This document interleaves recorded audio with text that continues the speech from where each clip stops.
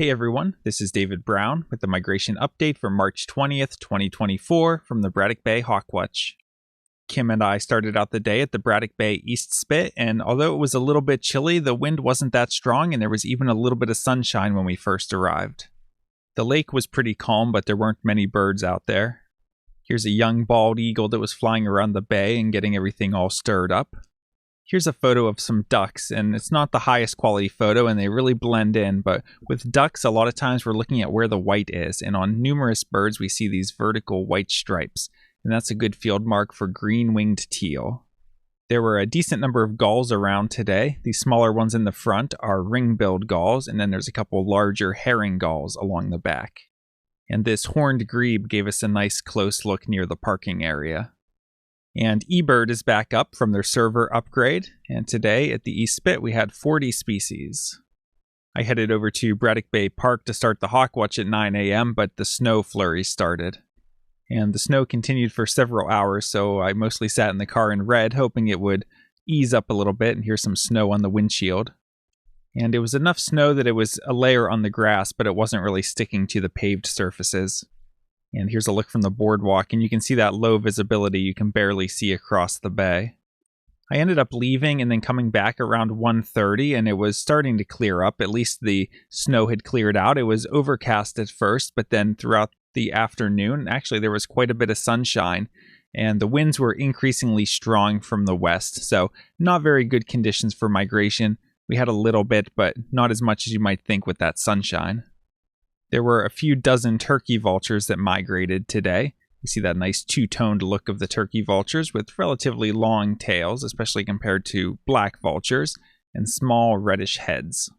Here's a male common merganser that flew by while I was out on the boardwalk. We can see that nice red bill, dark green head that has a sudden cutoff to the white body. Here we have a large corvid with a somewhat lanky appearance, big head with big thick bill, kind of long wings that are somewhat pointed at the tips, and a long tail. This is a common raven. And this is the only raptor that really gave us a nice look today. Here we see dark patagial bars in the shoulder area and a dark belly band. And we see a dark trailing edge to the wing and a red tail. This is an adult red-tailed hawk, and it was sort of hovering up above the parking area facing into the wind, so I had enough time to jump out of the car and get some nice photos of it, especially against that little bit of blue sky. Taking a look at the eBird list from the Hawk Watch, from the afternoon, I had 22 species. And a few other highlights I had from the Hawk Watch were 4 sandhill cranes and 2 tree swallows, but there were no new species for the season today.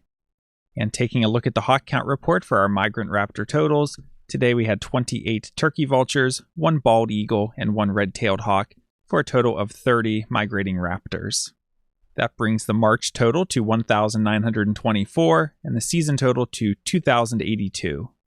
And tomorrow looks like more of the same, overcast and windy, few snow showers possible, high of only 31, and winds west-northwest to 20 to 30 miles per hour, so very strong winds. Wouldn't expect much migration, especially from that unfavorable wind direction, and the count will probably be conducted from the car.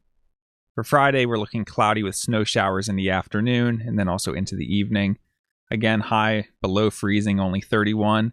But easterly winds, so we've had these strong westerly winds for a while now. It'll be a shift to easterly winds that are quite strong, 10 to 20 miles per hour. That's another unfavorable wind, especially when it's that strong. Would only expect light migration. And for Saturday, snow showers in the morning and then becoming partly cloudy, high of 36, and winds north-northwest at 10 to 15. So a little bit lighter winds, but another unfavorable direction, so would only expect light migration.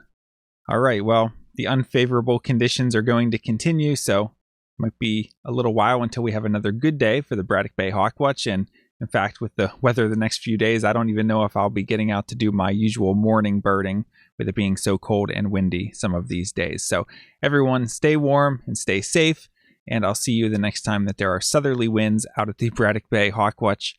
From Lyco Birds, this is David Brown. Thanks for watching.